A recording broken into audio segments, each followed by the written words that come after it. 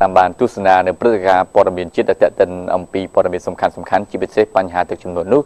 យើងក៏លេចមកមើលព្រឹត្តិការណ៍ព័ត៌មានដែលតេតិនអំពីរបាយការណ៍របស់ខ្ញុំដែលហៅថា My Report ដែលជាប្រវត្តិបានផ្ញើមកកាន់ CNC ទាំងរូបភាពទាំងអត្ថន័យតែម្ដងដោយនៅក្នុងព័ត៌មានទី1នេះគឺវិជាប្រវត្តិបានសរសេរមកថា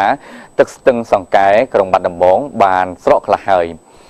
ដោយមានការបង្ហាញអំពីរូបភាពផងដែរហើយរូបភាពដែលបានបង្ហាញនេះគឺជាស្ថានភាពទូទៅនៅឯខេត្តបាត់ដំបងតែម្ដងដោយវិជាប្រវត្តិបានផ្ញើមកកាន់ CNC តាមរយៈរបាយការណ៍របស់ខ្ញុំដោយបង្ហាញអំពីស្ថានភាពទឹកស្ទឹងសង្កែនិងស្ថានភាពទឹកជំនន់នៅក្នុងទីរួមខេត្តបាត់ដំបងគឺបានស្រកខ្លះហើយ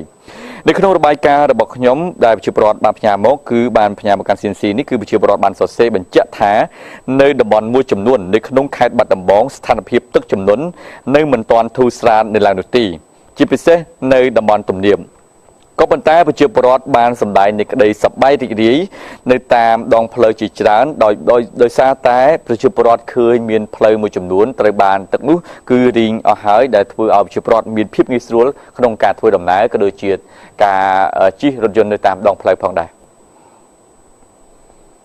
បាទទស្សនិកជនជាទីមេត្រីអំបញ្ញមិញទស្សនិកជនទៅបានតាមបានទស្សនានៃការផ្ញើជូនពីប្រជាពលរដ្ឋពីខេត្តបាត់ដំបងដោយឡែកយើងក៏លេចមកមើលព័ត៌មានមួយទៀតដែលតាក់ទិនអំពីរថយន្តកុងតឺន័រមួយគ្រឿងបានបើកបរដោយមិនមានកង់មកខាងបាទតាមការរៀបរាប់របស់ប្រជាពលរដ្ឋដែលបានផ្ញើរូបភាពមកកាន់ CNC នេះគឺរបាយការណ៍របស់ខ្ញុំគឺបានបញ្ជាក់ឲ្យដឹងថា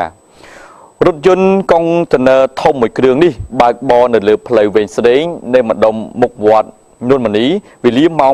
9:15 នាទីយប់ថ្ងៃទី1ខែតុលាឆ្នាំបាទសំទោសថ្ងៃទី10ខែតុលាឆ្នាំ2013ប្រជាពលរដ្ឋបានបន្តទៀតថារថយន្តកុងតឺន័រនេះគឺប្រហែលជាមានបង្ហាញបច្ចេកទេសលើផ្នែកកង់ក្រោយដោយនៅវេលាយប់ទើបអ្នកបើកបរនោះបង្ខំចិត្តនឹងព្យាយាមបើកទៅមុខផងដែរដោយមិនមានកង់ក្រោយផងដែរ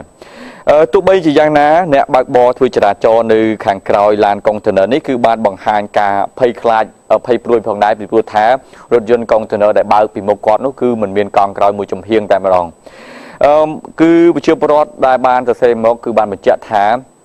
ដោយឃើញស្ថានភាពបែបនេះគឺវិជាប្រវត្តិមិនហ៊ានបើកវ៉ាឬក៏ដូចជានៅក្បែររថយន្តកុងតឺន័រធំនេះទេពីព្រោះថាខ្លាចកើតឡើងនៅគ្រោះថ្នាក់ចរាចរណ៍ជាយថាហេតុផងដែរពីព្រោះថានេះគឺជាព័ត៌មានមួយដែលប្លែកដែលមិនសូវមានពីមុនមកទេដោយមានការបើករថយន្តកុងតឺន័រដោយមិនមានកង់ក្រោយមួយចំហៀងនេះបាទ